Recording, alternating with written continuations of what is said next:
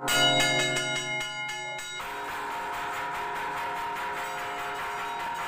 brothers and sisters. This is the old belfry or bell tower and bells of our parish church of St. James the Greater of Bulusan and Sorsogon. Here we can see the video I've collected from sacristan and bell ringer. We can see also here Brother Tuti in the video, who was a fellow bell ringer and sacristan of our featured story of Sacristan Mayor Perfecto Gallor. They both serve her as witnesses to these bells that were used here from the time of Spanish era till today. Hi brothers and sisters, makikita po natin dito ang kampana ng Bulusan at ang kampanirong si Brother Tuti. Si Brother Tuti ay nakasama ng dating Sacristan Mayor na si Lolo Inoy Picto Gallor, Perfecto Gallor, at siya ay marunong magtugtog ng kampana sa iba-ibang purpose para sa iba-ibang okasyon, at ito ang kanyang itinuro sa mga sumunod sa kanyang na mga bagong sakristan at mga kampanero. Makikita natin na ang mga antigo na mga kampana dito na simula pa nung panahon ng mga Espanyol, at narinig ang pinakamahabang tugtog ng kampana noong pumanaw si Brother Tuti bilang pagkilalang kanyang matagal na paglilingkod bilang kampanero dito sa simbahan.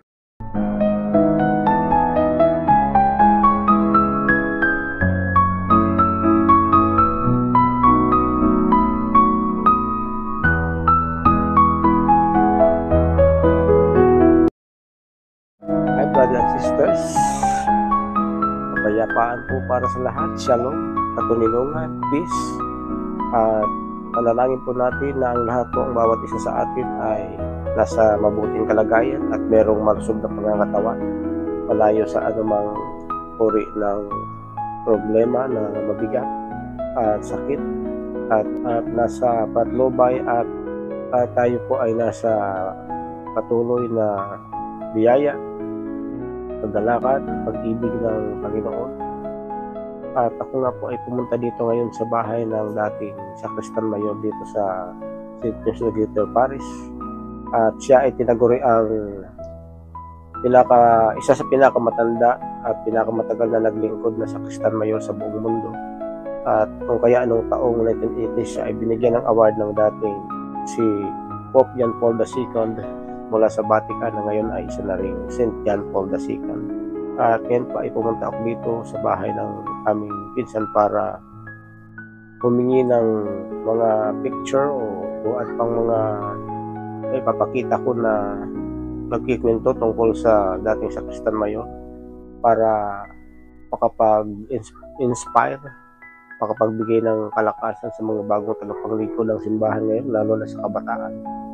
At hindi ko po layunin na ito ipagmalaki o ipagmayabang, kundi para lang po makapag-inspire sa mga kapako-katoliko at mga nagnanais o mga nahihirapan o nanghihinana ng lulupaypay na sa paglilingkod. At ito ay magsisilbing inspirasyon. At yan nga po ay pumunta ako dito. Ngunit di ko inaasahan na ang hinahanap ko na mismong lucky o award ng appreciation ay di ko naabutan, dahil sabi ng aking pinsan ay naitago. Hindi niya alam kung saan naitago. Iniingatan naman siyempre, bagamat nakita ko na ito nung ako'y bata pa, ngunit siyempre bata pa ako, di ko pa inisip na magiging mahalaga ito sa darating na panahon katulad ngayon. At ito ay mahalaga para makapag-inspire ng ibang tao, mga Katolikong Kristiyano. Ngunit sapat na sa akin na makita ko na rin lang din ang litrato kung kailan tinanggap niya ang award na yon. Bagamat ang mismong award na gusto kong kunan ng picture ay di ko na nakita, ngunit nakatago. Ngunit siguro sa ibang pagkakataon, kapag dumating na yung kapatid ng aking pinsan at ipakita niya, maaari ko rin namang videohan o kaya litratuhin uli. At ipapakita ko na lang yung ibang mga litrato na nasa kanilang family album. At maraming salamat po. Tunghayan niyo po mga kapatid, mga kaibigan. At ito nga po ang aking nakita. Hi brothers and sisters, Shalom, kapayapaan, peace, katulungan para sa lahat at dalangin ko po na tayo ay nasa mabuting kalagayan at nasa biyaya at pag-ibig mula sa ating Panginoong Hesukristo. Sa Kanya ang kapurihan at kaluwalhatian sa lahat ng ating mga ginagawa. Simula noong naging YouTube vlogger ako, nagkaroon ako ng variety of contents na umiikot sa mga pagpapakita ko ng magagandang kapaligiran, pamamasyal. Nagpakita rin ako ng mga academic discussions, mga simpleng gawain at trabaho sa araw-araw, mga events o occasion pang pribado at pampubliko sa paaralan, sa mga social gatherings at political na grupo. Nagpapakita rin ako ng mga awitin na aking mga song cover at meron rin akong original na mga ginawang kanta.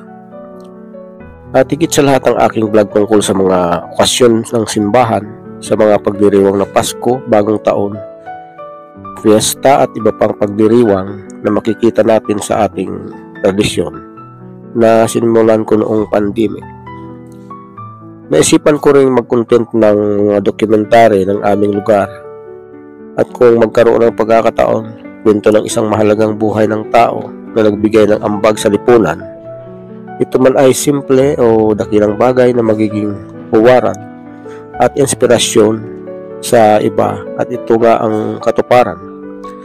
At nung nakaraang National Heroes Day ay may mga nagpakita ng mga lokal na bayani ng kanilang mga lugar na kahit di kilala sa buong bansa ay masasabing kilala sa kanilang lugar o kinikilalang bayani. At sa simbahan naman, yung mga Katolikong Kristiyanong nagbigay ng ambag ng kanilang sariling paninilbihan na makikita sa kanilang pagiging tapat na lingkod ng simbahang Katoliko, at nanatili sila hanggang sa pagtanda at pagpanaw. Katulad ng bagong santo na kilalang na-canonize, Vicente Carlo Acutis. At ito naman ang itatampok ang isang buhay ng isang simpleng Katoliko na maituturing isa sa mga pinakapatanda at pinakamatagal na naglingkod bilang sakristan at sakristan mayor. Siya walang iba si Mano, kung tawagin dito, o brother, si Perfecto Fortesa Galior na taga-barangay Madlawon sa bayan ng Bulusan dito sa probinsya ng Sorsogon. Si Perfecto Fortesa Galior ay naglingkod bilang sakristan simula sa kanyang pagkabata hanggang sa nag-asawa, nagkaanak, nagkaapo at tumanda. Nanatili siyang tapat na nanalbihan sa parokya ng Santo Santiago Mayor o Parish of St. James the Greater sa Bulusan, Sorsogon. Si Lolo o grandfather o Inoy o Mr. o Mano, brother kung tawagin, siya depende sa kung kaano-ano niya ang kanyang mga kapatiran sa simbahan. Si Perfecto Galior sa aking pagtingin ay may katamtamang kabuhayan ang kanyang pamilya. Hindi siya mayaman o hindi naman siya mahirap, o siya ay medyo nakakaangat lang ng katamtaman lang sa kanyang pakapanahunan ng kanyang mga ninuno. Kung kaya sa kanyang paglilingkod di niya gaano problema o kung paano niya mabubuhay ang kanyang pamilya habang siya ay nagsisilbi sa kumbento o sa simbahan ng Bulusan. Sa mga panahong yun, na nakikita ko sa takbo ng kanilang simple ngunit sapat na pangangailangan kumpara sa kanilang sariling lupa, na kanyang kaya namang sumapat sa kanilang simpleng pangangailangan sa araw-araw, na siya namang takbo ng buhay noon na mas pinahahalagahan ang paglilingkod sa Diyos sa paghangad ng mas marami pang kayamanan. May sarili rin namang mapagkukunan ng produkto itong si Perfecto na sapat para sa kanyang pamilya, na noong panahon ay di naman gaanong pinag-uusapan ang malaking sweldo, na noon mas maraming bagay ang masasabing libre o volunteerism o donation maging sa pagtatrabaho o paglilingkod. kung saan meron din noong tinatawag na bayanihan. Dala rin ng biyayang gabay at pagpapala ng Panginoon sa kabutihang loob ni Perfecto. Siya ay nabiyayaan ng mga anak at apo na matagumpay sa kanilang mga pag-aaral at napiling mga profesyon. Makikita at maririnig sa mga kwento ng bawat mga naging pare, parishioner at naging kasamahan na naabutan panahon ni Perfecto ang kanyang pagiging tapat, simple na sakristan mayor. At isa sa mga naging kanyang kasama na iniwanan niya sa kumbento itong si Manoy o Inay Tuti kung tawagin. Si Brother Tuti Gacos ay naging isa ring may pinakamatagal na panahon ng paninilbihan bilang kampanero o bell ringer na namatay lang noong Enero 2024 na kung saan sa kanyang funeral narinig ang pinakamatagal na tugtog funebre ng kampana bilang pagkilala sa kanya sa kanyang katagalan o katapatan na paglilingkod bilang kampanero. At tulad ni Perfecto Galior, siya ay parihong taga Barangay Madlawon. Itong si Brother Tuti ay tiyo ng isa ring paring misyonero at isang namayapa ring kilalang Bulusenyo na sumulat ng isang kwentong Bulusanon na may pamagat na Pio Pio. Kung babalikan, malaki talaga ang nagagawang mabuting influensya at inspirasyon ng isang tao na bagamat itong si Mano Pecto o Brother Pecto ayon sa popular na tawag noon na siya ay taga Madlawon, kung kaya halos lahat ng mga naninilbihan noon sa kumbento at simbahan sa Bulusan ay mga taga Madlawon din. Simula sa kanya bilang sakristan mayor. Ang mga sakristan, kampanero, kusinera, labandera at ilang katulong na lalaki ng pare sa mga lakad na ay pawang mga taga Madlawon. Di ko naman sinasabi lahat na at di ko ipinagyayabang kung di nais ko lang ipagbigay diin na ang impluwensya ng tao ay mahalaga. Kung kaya mahalaga sa isang pinikilalang tao, iginagalang ay dapat magpakabuti dahil sa authority na dinadala doon siya gagayahin at susundin.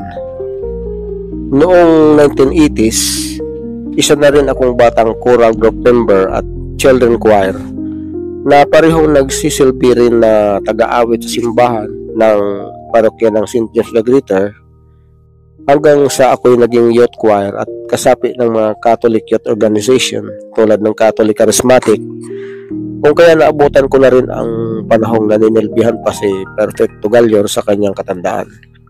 Bilang isa ng lolo noong 1980s, naabutan ko na ang mga natatandaan kong mga naging pare hanggang sa kay Reverend Father Antonio Pura na isang pare na galing sa Gubat, na isa sa mga nasamahan pa niya sa paglilingkod niya sa altar bilang sakristan mayor.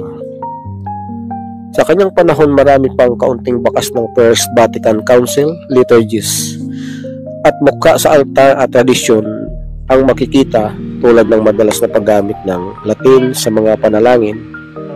Meron pang nakaharang sa pag-akyat ng altar na isang konkrito na harang na kung saan mga sakristan lang maaaring makapanaog sa altar.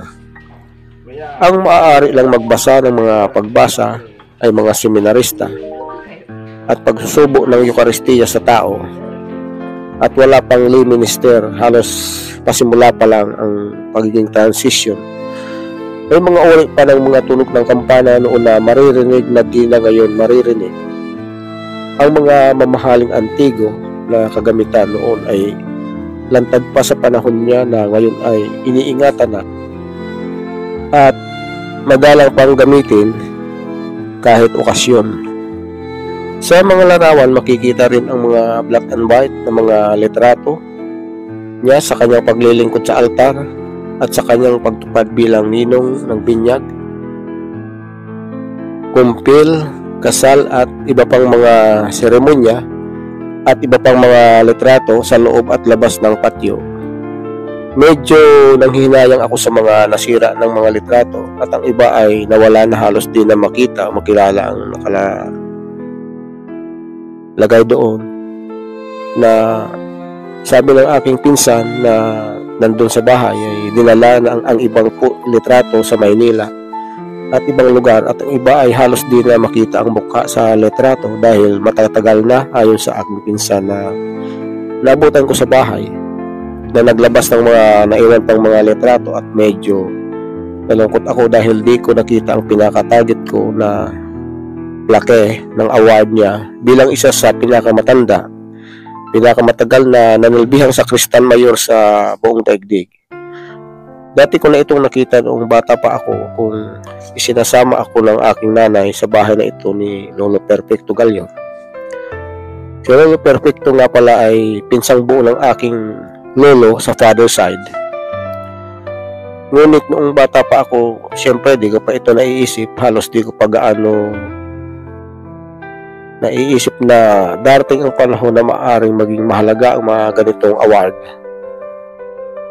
At syempre iningatan rin naman nila dito sa kanilang bahay, lalo na mula pa ito sa Vatican na bigay ng dating Pope John Paul II, na ngayon ay isa ng santo.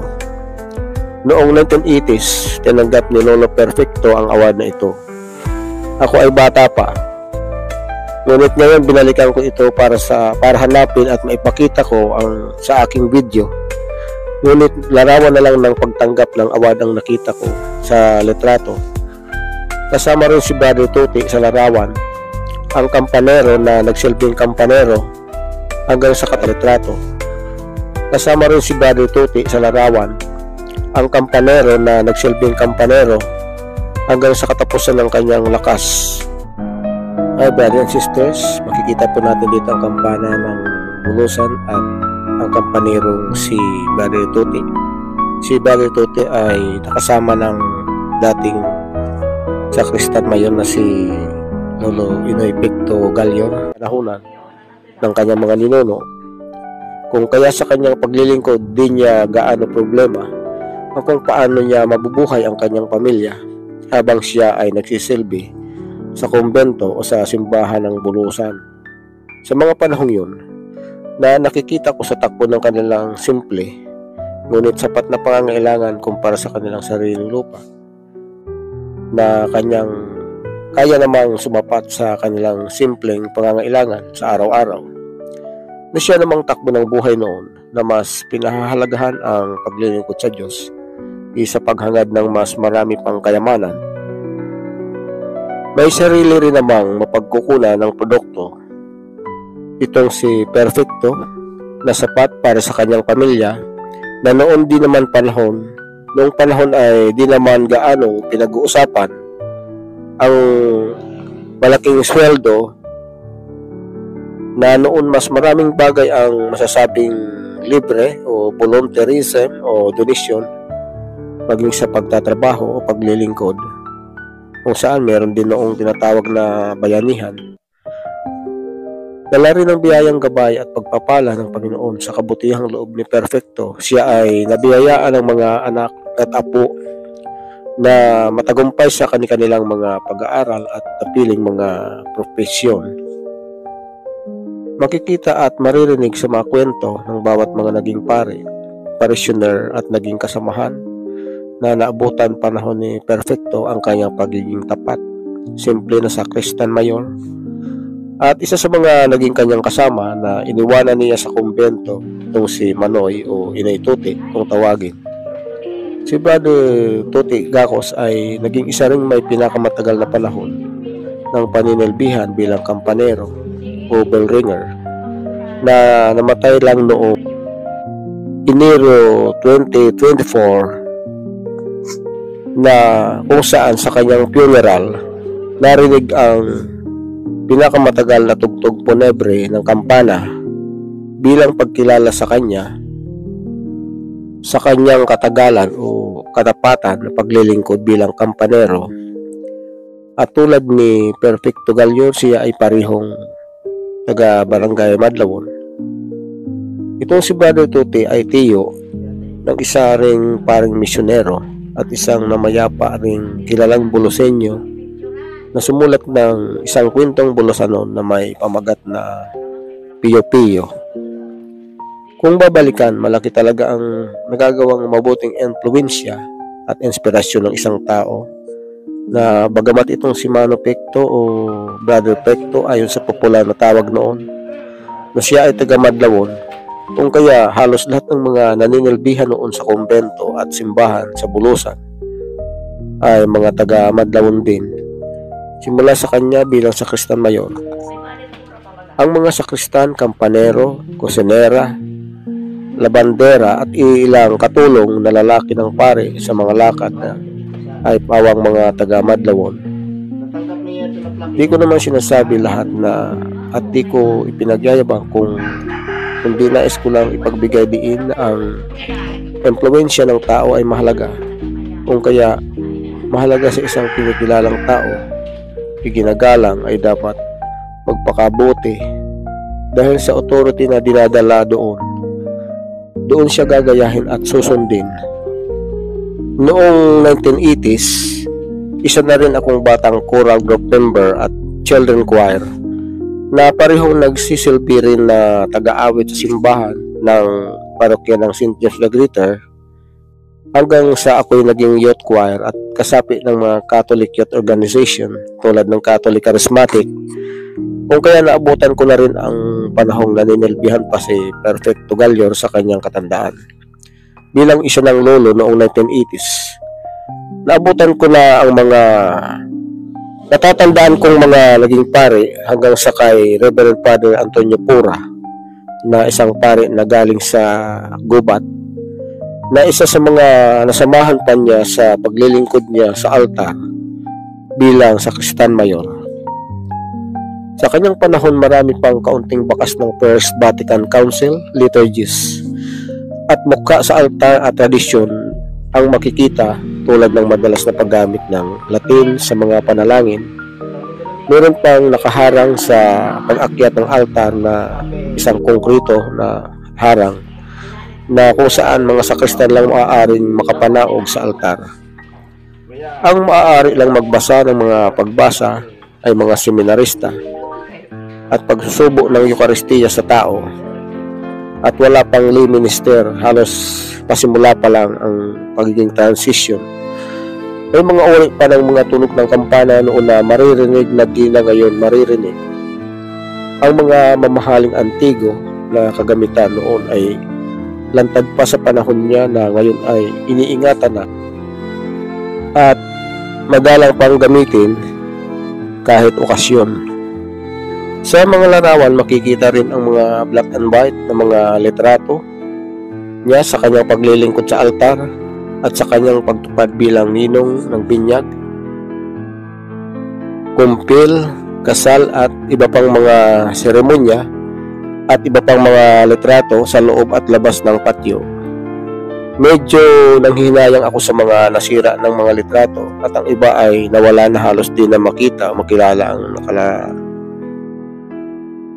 doon, na sabi ng aking pinsan na nandun sa bahay ay dinala na ang ibang litrato sa Maynila at ibang lugar, at ang iba ay halos di na makita ang mukha sa litrato dahil matatagal na, ayon sa aking pinsan na nabutan ko sa bahay, na naglabas ng mga naiwan pang mga litrato. At medyo nalungkot ako dahil di ko nakita ang pinaka-target ko na laki ng award niya bilang isa sa pinakamatagal na nanilbihang sakristan mayor sa buong daigdig. Dati ko na itong nakita noong bata pa ako kung isinasama ako ng aking nanay sa bahay na ito ni Lolo Perfecto Galior. Si Lolo Perfecto nga pala ay pinsang buo ng aking lolo sa father side. Ngunit noong bata pa ako, siyempre di ko pa ito naiisip, halos di ko pa gaano naiisip na darating ang panahon na maaaring maging mahalaga ang mga ganitong award. At siyempre, iningatan rin naman nila dito sa kanilang bahay.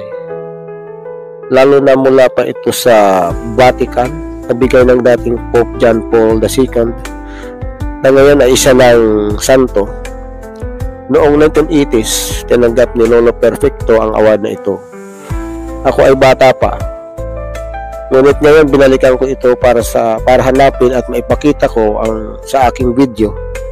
Ngunit larawan na lang ng pagtanggap ng award ang nakita ko sa litrato. Kasama rin si Brother Tuti sa larawan, ang kampanero na nagsilbing kampanero hanggang sa katalitrato. Kasama rin si Brother Tuti sa larawan, ang kampanero na nagsilbing kampanero hanggang sa katapusan ng kanyang lakas. Ay, brothers and sisters, makikita po natin dito ang kampana ng bulusan at ang kampanerong si Brother Tuti. Si Brother Tuti ay nakasama ng dating sakristan mayon na si Lolo Inoy Picto Galyor at kanyang pagpanaw noong Enero 2024.